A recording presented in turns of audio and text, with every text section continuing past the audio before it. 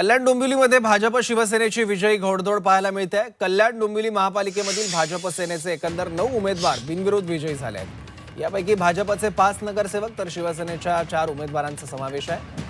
डोंबिवली पश्चिम प्रभाग क्रमांक 24 मधून बिनविरोध निवडून आलेले महायुतीच्या उमेदवारांनी ठाण्यात जाऊन उपमुख्यमंत्री एकनाथ शिंदे यांची भेट घेतली। शिवसेनेचे बिनविरोध विजयी उमेदवार विष्णुनाथ राणे आणि भाजपच्या बिनविरोध विजयी उमेदवार ज्योती पाटील यांनी एकनाथ शिंदे यांच्या ठाण्यातील निवासस्थानी त्यांची भेट घेतली आहे।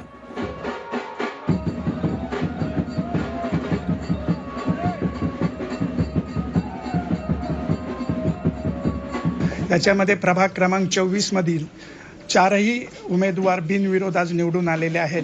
त्याच्यामध्ये शिवसेनेचे 3 आहेत आणि भारतीय जनता पक्षाचा 1 आहे। म्हणजे युतीचे हे 4ही सदस्य निवडून आलेले आहेत। त्यामध्ये आमचे सहकारी माजी स्थायी समिती सभापती रमेशजी म्हात्रे, आमच्या महापालिकेतील सहकारी वृषालीताई जोशी आणि ज्योती पाटील म्हणून अशी 4 सदस्य आम्ही निवडून आलो आहोत।